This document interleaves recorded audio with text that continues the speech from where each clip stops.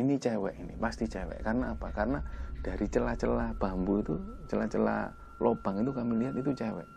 Rambutnya segini panjang, dia pakai baju putih gitu kan. Dia duduk diem.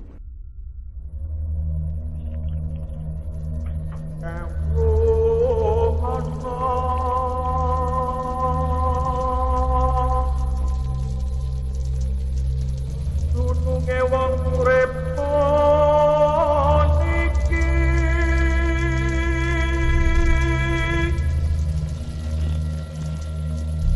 lakon benjan yen bos pelasro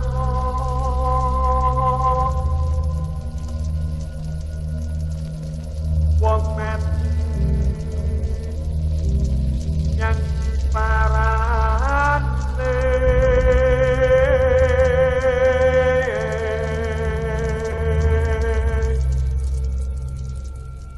Aku itu dulu zaman kuliah itu kan sempet tidur di kampus hampir 5 tahun aku di kampus. Ya aku nggak sebutin nama kampusnya, yang jelas aku dulu sempat tidur di kampus. Yang namanya mahasiswa kan sering tidur di UKM gitu. Nah dulu ada namanya gedung itu khusus buat mahasiswa yang UKM kegiatan mahasiswa BEM dan lain-lain, itu ada gedung sendiri. Dan tapi karena aku dari bidang kesenian, butuh satu sanggar untuk teater gitu loh. Jadi kami mengajukan tempat untuk latihan teater gitu loh ke pihak kampus. Tapi memang sudah nggak ada tempat, kelas-kelas sudah penuh semua. Tapi PR3 waktu itu menyarankan kalau teman-teman adik-adik mahasiswa mau, adik-adik UKM kesenian mau, ada satu tempat di belakang gedung itu memang bekas penjaga kampus gitu loh. Ada satu penjaga kampus yang memang hidup di situ dan orangnya sudah meninggal. Tempatnya ini sudah nggak ditempatin lagi. Nah kita disuruh nempatin di situ gitu loh, kalau mau, kata PR3 gitu. Nah berhubung kami mikir daripada nggak ada tempat latihan, ya sudah kami terima. Akhirnya besoknya itu baru kita bersih-bersih. Waktu kita bersih-bersih itu nemu KTP almarhum Mbak yang meninggal ini tadi. Baca ya, akhirnya ya sempat shock juga teman-teman loh. Karena kan kita juga kenal, maksudnya ya juga sering nyapa, waktu semasa hidupnya masih nyapa. Orangnya tinggal di situ. Ketika meninggal, ya dimakamkan di desanya sana. Ya setelah itu kita bangun kan, tempat itu dibangun agak dibersihkan, dibangun agak rapi, dibuat latihan teater gitu kan. Rame akhirnya. Memang awalnya tempat di belakang gedung ini memang sepi awalnya. Satpam pun kalau malam enggak berani. Kayak survei kontrol di daerah situ enggak berani karena memang banyak pohon besar-besar. Di depan sanggar kami itu ada pohon sukun namanya. Kalau sampean tahu pohon sukun itu, pohon besar itu yang daunnya besar-besar itu banyak di situ, dan sebelahnya itu pohon-pohon pisang gitu. Ya. Karena kami itu sering tidur di kampus, suatu hari itu kampus ini sepi. Enggak ada yang tidur di kampus karena musim liburan waktu itu. Musim liburan enggak ada yang tidur di kampus. Terus lagi gencar-gencarnya waktu itu kalau nggak salah berita gempa sama tsunami.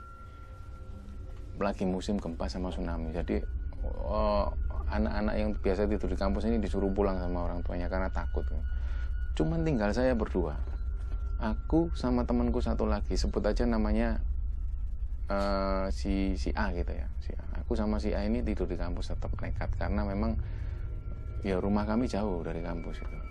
Daripada pulang ya wes mendingan tidur di situ gitu. Nah, waktu itu tiba-tiba mungkin karena pihak kampus tahu kalau sudah nggak ada yang tidur di situ, listrik semua dimatikan. Jadi nggak ada listrik, lampu mati. Terus aku bilang sama si A ini, gimana kalau kita tidur di sanggar aja? Kan sanggar masih ada lampu meskipun lampu kuning gitu kan, lampu yang minim gitu. Lagian kipas juga mati, pokoknya listrik mati kan, kipas mati, sumuk, kondisi sumuk. Kalau di situ kan masih alamnya agak terbuka, banyak pohon gitu. Kita putuskan ya wes lah di sana aja mas, ya wes. Kita berangkat di situ sekitar jam 10 lah, waktu jam 10. Jadi bangunan sanggar kami itu nggak terbuat dari tembok gini, karena itu rumah bekas bapak yang sudah meninggal, bapak penjaga kampus yang sudah meninggal itu. Bangunannya itu masih berupa ini, bambu.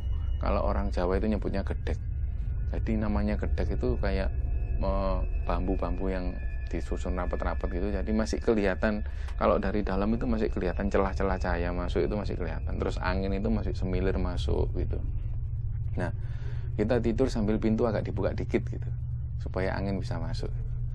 Karena waktu itu mungkin musimnya gempa sama tsunami, jadi kami itu juga was-was. Takutnya apa? Takutnya tiba-tiba gempa gitu kan, takut gitu. Terus kita coba untuk tetap tidur gitu. Ayo mas, tidur aja mas, wis jam segini gitu. Si A tadi bilang, oke wis tidur aja. Lah aku sendiri tuh ada perasaan yang nggak enak gitu. Waktu tidur di situ nggak tahu perasaan takut apa was-was karena takut ancaman gempa tadi. Wis pokoknya was-was nggak karuan. Jadi nggak bisa tidur, cuma keblak gitu. Terus tiba-tiba itu nggak lama itu suara anjing itu. Namanya anjing tetangga yang jauh-jauh rumah besar-besar itu gonggong semua. Pokoknya longlongan anjing itu nggak biasa. Biasanya anjingnya cuma guguk.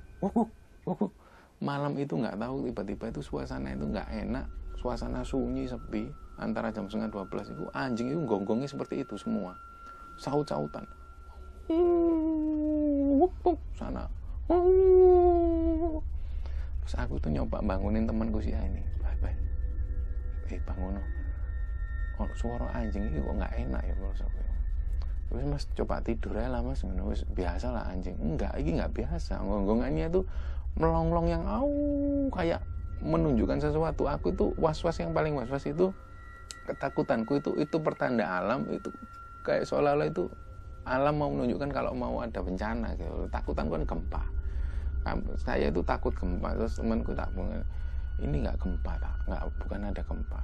Enggak coba sampai tidur lagi aja terus aku nyoba tidur lagi sambil lihat sekitar, atas atap-atap itu tak liatin gitu kan, bangunan-bangunan yang dari bambu itu tak liatin gitu. Sarang laba-laba, terus dari sela-sela bambu itu kan muncul cahaya. Tiba-tiba dari sela-sela bambu itu aku lihat itu, karena memang bawah ini kan, pintu bawah itu kan nggak seberapa tertutup rapat karena bangunan-bangunan yang bangunan cuma dari bambu. Jadi kalau ada orang lewat atau apa itu mesti kelihatan kakinya. Dari kejauhan itu terdengar suara orang jalan. Aku gak enak karena apa?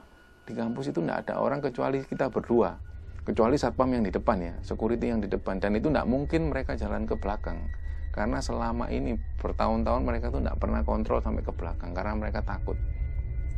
Jadi di belakang itu posisinya aku sama temanku ini cuma berdua orang. Ada suara orang jalan mendekat ke sanggar kami lewat depan itu. Duduk persis di depan. Jadi di depan sanggar kami itu ada kayak bangku kecil. Kalau diduduki itu mesti gini, gitu kan. Nah, aku dengar betul kalau itu pasti orang duduk di depan situ. Jadi perasaan itu semakin nggak enak. Ini pasti bukan orang. Karena aku ngerasa suasana itu anjing itu melolong di mana-mana. Dan angin itu ngerasa gimana sih kalau ono kehadiran orang yang makhluk sih nggak enak, itu pasti suasana itu nggak enak. Dan aku ngerasa ini pasti bukan orang. Karena yang pertama aku apa? Dia jalan itu nggak seperti layaknya orang normal. Kalau orang jalan biasa, itu enggak. Kayak nyeret. Begitu di depan pintu tak longok kan, waktu kita tidur kan pasti posisi di bawah. Kalau orang lewat pasti tahu kita, ada orang datang, kita pasti tahu. Tapi pada waktu itu nggak kelihatan sama sekali. Tapi cuma dengar suaranya bahwa ada orang masuk, duduk di kursi. Ya dengar duduk di kursi karena kursi kami kan kayu. Dan aku nyoba bangunkan temanku tadi. Ada orang duduk di depan. Gitu. Ada orang duduk di depan. Iya tak mas? Iya. Coba dengar noy. Kelihatan dari sela-sela itu kayak ini cewek, ini pasti cewek. Karena apa? Karena dari celah-celah bambu itu, celah-celah lubang itu kami lihat itu cewek. rambutnya segini panjang, dia pakai baju putih gitu kan, dia duduk nggak ngapa-ngapain udah. Sampai sekitar 2 menit kami cuma diem ngeliatin dari dalam, dia posisi di luar, terus cewek itu nangis. Dan tangisannya itu lama-kelamaan semakin keras, sambil kayak nyoba bangunin kita gitu. Aku, nggak bener, terus keringet dingin muncul semua. Aku lihat ekspresi temanku itu pucat sambil ngeliatin aku, dia nggak tahu harus ngapa-ngapain kan, dia nggak tahu harus ngapa-ngapain, ngeliatin aku sambil pucat, antara dia takut mau lari juga bingung gitu kan. Terus kita itu bingung ambil tindakan apa, itu juga bingung. Dan suara cewek ini nangisnya semakin keras,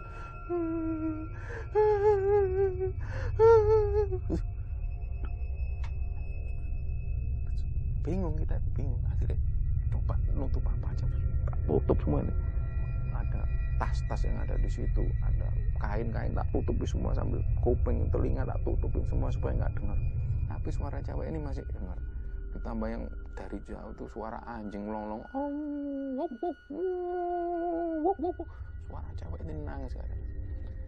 Kalau bisa durasi waktu hampir 3 menit dia nangis seperti itu. Bayangin 3 menit itu nggak pendek lo, lama lo 3 menit. Dengan situasi yang seperti itu 3 menit itu lama sekali. Kami dalam keadaan yang benar-benar posisi belum makan, ketakutan ya, dengan ketakutan yang ancaman gempa dan lain-lain, ditambah perempuan ini yang nggak jelas opo gitu. Tapi aku sama temanku itu paham bahwa dia ini memang penunggu kampus, namanya Mbak Dit gitu namanya. Anak-anak kampus sudah tahu kalau ini Mbak yang biasanya nampak di kampus gitu. Jadi dulu memang ceritanya ada satu mahasiswa yang kuliah di situ, kuliah di kampus kami, dan dia putus cinta, terus dia lompat dari lantai 4, meninggal di situ. Itu setiap malam tertentu, kalau malam wisuda dan malam-malam tertentu dia selalu nampak gitu, ganggu orang. Lah kami yakin kalau dia itu Mbak itu yang biasa ganggu, cuman karena kami ini posisi terdesak dan nggak bisa ngapa-ngapain, dia wes diam aja sambil posisi yang benar-benar nggak enak, terjepit, mau keluar pasti nggak siap lihat wajahnya gitu. Itu terjadi sampai hampir 3 menit. Nggak lama dia itu jalan lagi, semakin jauh. Jadi ada perasaan sedikit tenang. Nah setelah itu wes nggak bisa tidur lagi, kepikiran ini gimana, apa kita keluar ke warung gitu kan. Terus antara mungkin capek, terus nggak karu-karuan, jadi antara tidur tapi nggak nyaman, akhirnya ya juga ketiduran. Akhirnya hampir 1 jam lebih kita diem-dieman, nggak ngomong apa-apa, akhirnya kita ketiduran. Nah ini di antara posisi tidur sadar nggak sadar itu ada satu keluarga ya, bapak, ibu, anak 2, itu seolah-olah itu ada persis di depan sanggar kami, cuman diem gini aja, loh aku bangunin temanku lagi, sopo itu, siapa itu di depan, nggak ngerti mas. Terus tiba-tiba makin maju, si anak tadi ini maju nyeret kakiku, balik no omaku mas, loh omamu ndi omamu, omaku mbok tegur mas, omaku kamu potong mas. Aku nggak ngerti. Bapak itu dari jauh cuma duding aku kayak gini, sambil kayak marah. Aku nggak ngerti pak, si anak tadi dua anak tadi nyeret kakiku sambil balik no mas rumahku mas. Terus aku tuh kayak ya Allah, saking nggak ngerti aku rasanya orang kayak yang wis ketakutan sambil lemes itu wis. Mungkin waktu itu aku pingsan. Tiba-tiba aku bangun, itu udah pagi, aku bangunin temanku, wis udah pagi ayo. Aku langsung jalan ke depan, terus aku cerita ke security di depan, si satpam. Aku cerita pengalaman semalam itu. Kalau aku didatengin cewek itu, ya satpam semua sepakat kalau cewek itu ya wis biasain mbak itu, mbak yang penunggu kampusmu itu. Oh, ya wis. Terus kalau satu keluarga itu siapa? Satu keluarga ya apa? Ada satu keluarga bapak, ibu sama 2 anak. Dia ngapain? Yang bapaknya nuding-nuding aku sambil marah, yang 2 anak itu narik-narik kakiku sambil minta kembalikan rumahnya. Balik no omahku mas, balik no omahku mas, kembalikan rumahku mas. Aku gak doyo omah mas, aku gak punya rumah. Terus satpam itu bilang ada satu orang satpam itu yang sedikit banyak tahu sejarah tempat itu. Dia bilang kalau dulu di sanggar yang kami tempat itu ada pohon waru. Seperti pohon waru. Satu pohon waru itu memang angker di daerah situ. Sebelum ditempati bapak yang meninggal ini, itu angker sekali. Nah, ketika ditempatin bapak ini dan kami tempati, itu kan dipotong pohon itu, ditebang. Pohon ini ditebang, begitu ditebang, ada kemungkinan keluarga ini penunggu pohon ini, jin yang nunggu pohon ini. Gitu. Jadi ngerasa rumahnya dirampas, dia nggak punya rumah, dia minta pertanggungjawaban ke kami. Gitu. Wah, sejak itu aku nggak pernah tidur di belakang lagi. Gitu.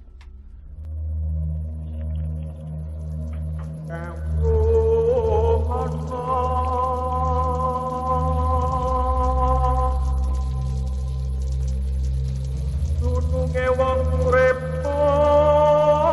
niki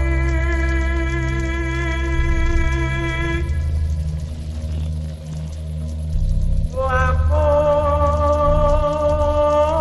benjan yen bos pelas